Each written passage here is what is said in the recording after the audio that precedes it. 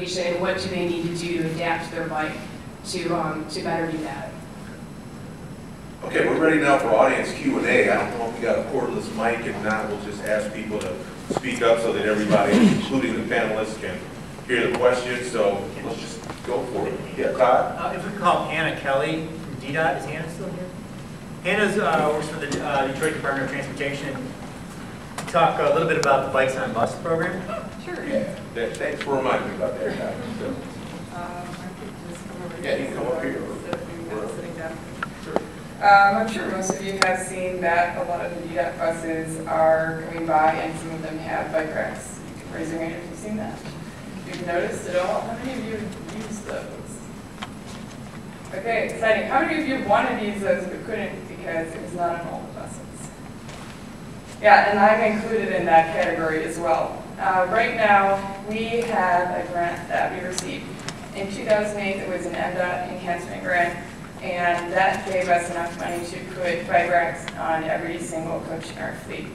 Where we are at with that right now is that we have, our active fleet is 440 coaches, and we have, as of today, 200 coaches that have racks, which is about 45% of our fleet. It is not a very exciting number, but hopefully the next number, which is 70% of coaches by the end of June being installed, is slightly better. I hope that I would be able to express to everyone in this room that we are aware that you need reliability as a transit rider. When you're waiting with your bike, especially on a route that has a 60-minute headway, an hour wait from bus to bus, if you miss the bus that, if you can't take your bike on that bus because you happen to get one that does not have a rack, that really affects you. And so we are working definitely between the planning division, which is where I am, to try and communicate as best as we can the importance of getting every coach outfitted with a rack.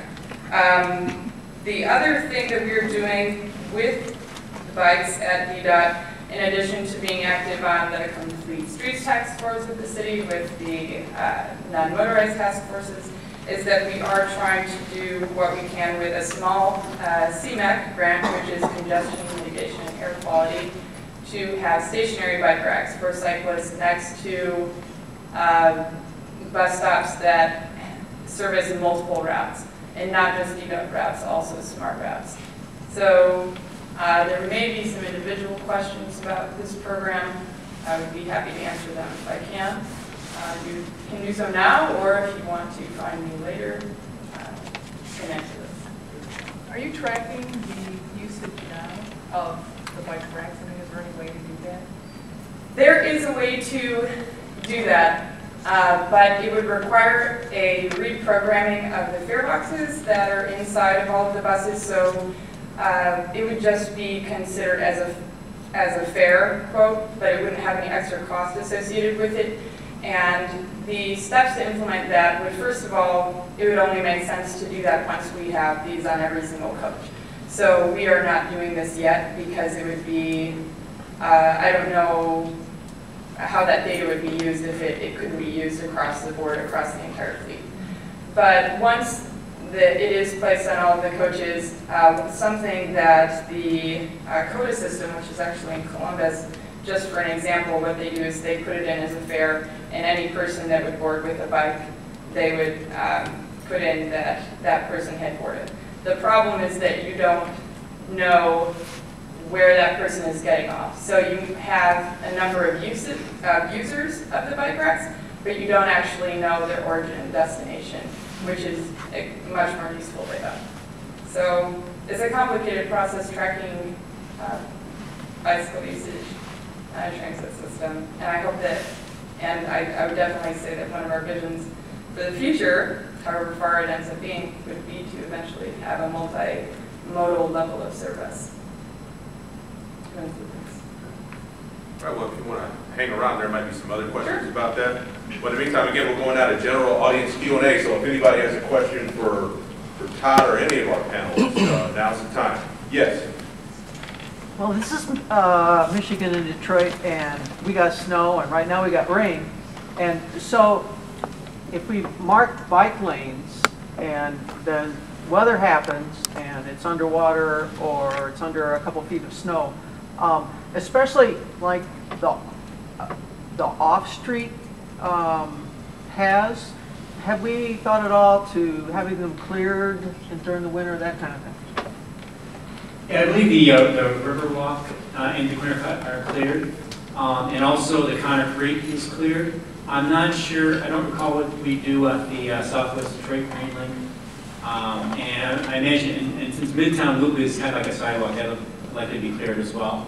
But the issue of snow on the road is one that we really haven't tackled yet. And there's also a related issue of sweeping the streets. Because if you have bike lanes on the road and you have broken glass and debris, especially as you go in the Southwest Detroit area, you have more gravel haulers and junkyards. A lot of stuff is on the road that you don't want there. And we're starting to work with DPW on how do we adjust their sweeping priorities so that those streets with bike lanes get swept more often. We're still trying to tackle that. One really lucky thing for us snow-pressed people, however you want to describe us, is that the city of New York has done so much in terms of putting in bike and ped facilities, and they followed it up with really great snow clearance, and they had an incredibly snowy winter. So they've learned a lot of lessons that they've paid for that now we can imitate. They've done a really great job with their, they call them separated bike facilities, or what's the other word? Cycle tracks, and they're running their plows through them. So it's something that can be done. It's always nice when someone else has made it happen and has done the research and has made it happen, so you can say, here's another place with snow that's making it work. So that is something that's possible. Well, at this point, Detroit doesn't plow its streets, so. Right. Well, that's not entirely. We do, but the city's policy on plowing is plowing will only really take place if we get 6 or more inches of snow, and even then, it's really only on the major streets. So that's the policy.